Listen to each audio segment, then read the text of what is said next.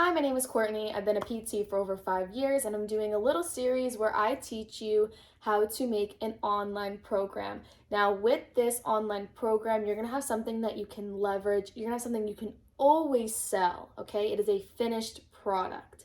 So, we already did part one, which was all about the outline. So, in that outline, we already decided how long the program was gonna be, what the training split was like, what the goal and purpose of your program is, who you're targeting as well. You want to have all of that down first before you enter into this next step. So if you didn't watch that video, I highly recommend that you do. Now I'm going to go over the program creation, okay?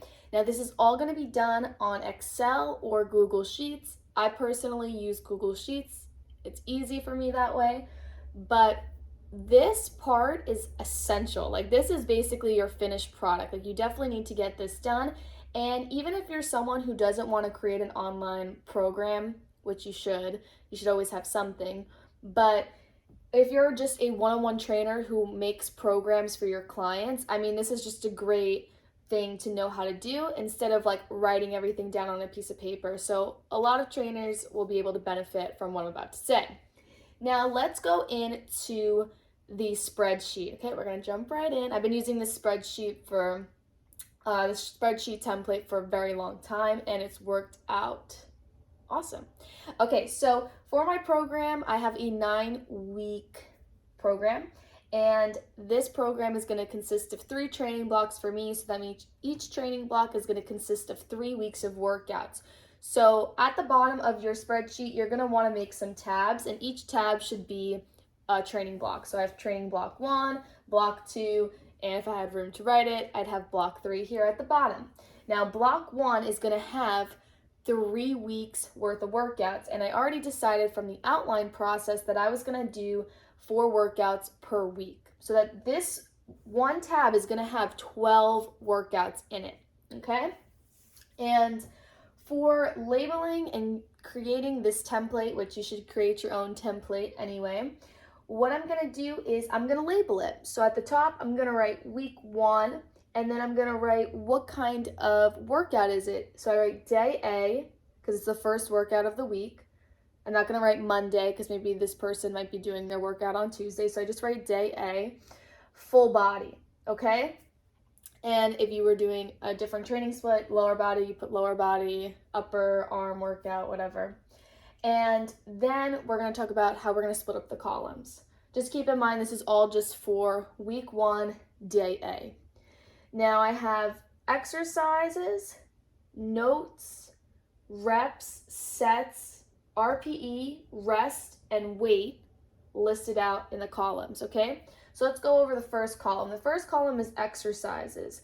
Now, in each workout, it should be split up into 3 parts, and if you're a experienced trainer, you'll understand you need a warm-up, you need the workout, and you need a cool down.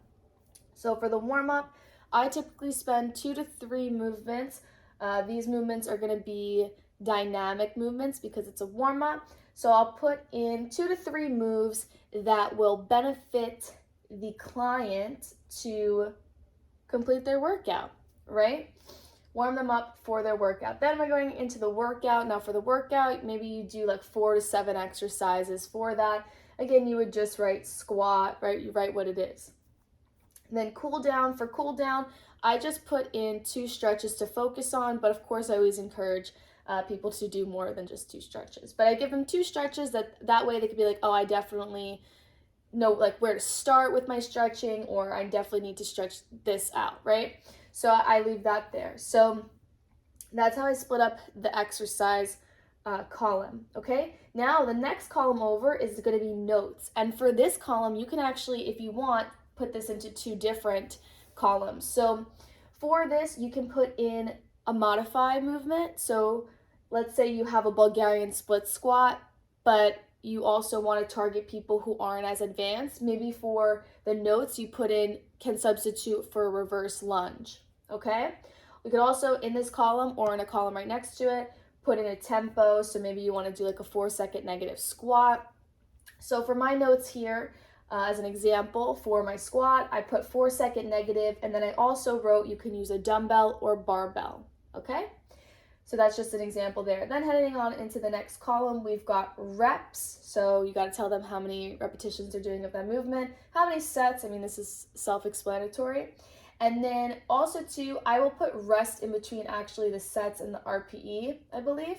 And you can also give them a recommended rest period in between their sets, okay? You don't have to do this step, but I would say it's good just to put like that suggestion out there, especially if you're doing circuit training. It's good to like put in, oh yeah, you're gonna do these 5 movements back to back, and then here's the rest period that you're gonna take or you're gonna aim for, and then you're gonna go back in and do it again. The next is the RPE. This is how they're gonna decide what weights they're gonna pick up, right? So for this one, I wrote RPE of 8 to 9, and if you don't know what the RPE scale is, I actually do have a full video on it. I'd highly recommend checking it out. If you're gonna create a general program, you can't just tell them, oh, pick a 10-pound weight, pick a 15-pound weight. Everyone's gonna be lifting different weights, right? It's a generalized program. Maybe if you had a one-on-one client, you could, just tell them, here, this is the weight I want you to use. But for the most part, these are gonna be people that you haven't even met before, right? So I always use the RPE scale, and that's just going to help the client gauge which weight to pick up, okay? They have to kind of, it's rate of perceived exertion, right? Alrighty, so we're going to move on from there. Again, just look up the RPE scale so you're familiar with it, and you'll be good. Okay, next column is weight. And I have a little box here because this is actually what your client or your customer is going to fill out. So they fill this in. So you just give them a little column for that. That way, if they want to, they can kind of just fill it in, or they could print it out, write into it as they're doing their workout. It's a great way for them to engage in their program, and also it is a great way for them to track progress. Like they want to, build some strength here. They should see by, week 1 versus week 9 that they're able to lift more in their squat, right? So that's what that weight column is there for. Again, it's just really good for them to use. It's a good spot for them to just track their progress throughout the entire program. So that's what I have here for the columns. Again, I'm going to write the exercise. I'm going to give them a note on it in the same row. The reps, the sets, the RPE, and then I'm going to give them a spot for their weight. And that's how this program is going to go.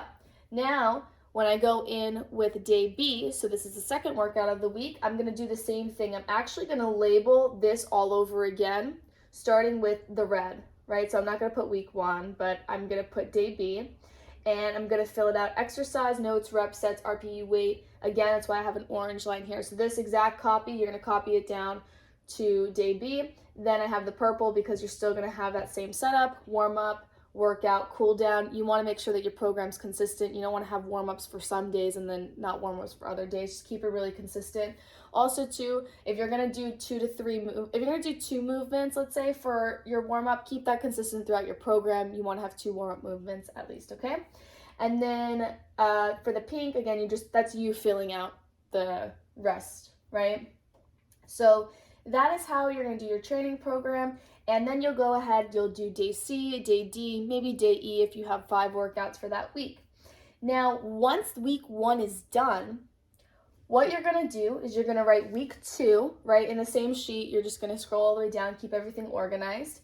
And what you're going to do is you're going to copy entire week 1 and you're going to paste it onto week 2. And then for week 2, you're going to copy all of week 2 and you're going to paste it to week 3. Okay?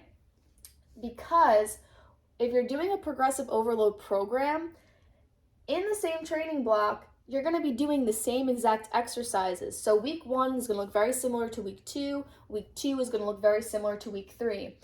For the most part, if you're making a progressive overload program, each week shouldn't look completely different, okay?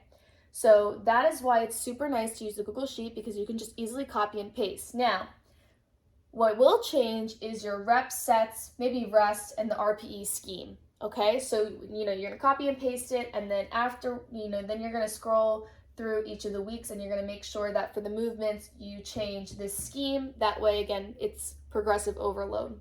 If you don't know what progressive overload is, highly recommend that you search that up on your own, do some research there, especially if you want to be a successful trainer. All right. So that's what you'll do there. Now you may have some movements, like let's say I was doing a leg day and I had squat, hamstring curl, a lunge, and like glute bridges. Maybe towards the end of the first training block, maybe I switch those glute bridges to single leg glute bridges. I mean, the changes that you're gonna make to this column are gonna be very small within the same training block. So that's just something to keep in mind, okay? Now let's go over the benefits of doing this, all right? And then I'm gonna also make sure to insert a clip of my Google Sheet so you have an idea of the template that I use. This is a template that I have made. You're more than welcome to copy it.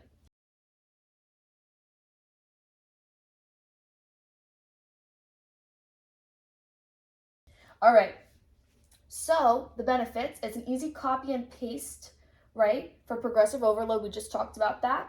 It's really organized. It's going to be organized for you to read it, and it's going to be organized for a customer or client to read it. Now, the next step after you do this template is what we're going to talk about. Okay, now let's say you do all of this, right? What's the next step? So you complete this entire program, you fill out all of block 1, block 2, block 3, you have your whole workout complete. Your program is done, right? Now what do? Now you go into the review and the revise process, right? So this Google Sheet has to be perfect, okay? Like, you cannot move on to the next step until you are super happy with this as just a product itself, okay? So what you're gonna do is, not on the same day that you finish it, on a different day, you're gonna double check your work. And what do I mean by double check your work? One, you're gonna check for grammar, because you wanna make sure that your grammar is all the way done. You don't wanna go back steps, all right? So just make sure that your grammar is good. I definitely recommend that you take at least 2 different times of looking at it. You can also get a peer review, someone else to review it and check for your grammar as well. All right. Another thing you want to do is you just want to make sure that this is the finished product. Okay? And what do I mean by that? This means that you don't, maybe a week goes by and you're like, oh my, I wish I would have put this exercise in the program. Let me go ahead and change it now. You want to make sure that you're super happy with how everything looks, right? Maybe, you go back and you check it and you're like, you know what, for that lunge, I really want to add in a tempo in there. I want to challenge them. Let me add in a 4-second negative to it, okay, for the week 3 or something like that. You want to just make sure that when this is done, you are super happy with it. And I definitely think that this step requires you to look at this Google Sheet at least 2 more times. Take a few days to then feel really confident with it, okay? And once you do have that completed, you're gonna move on to the next step, okay? And the next step is making this look nice and packageable as a product online, all right? So make sure that once you're done with this step that you follow me and subscribe and like for part 3.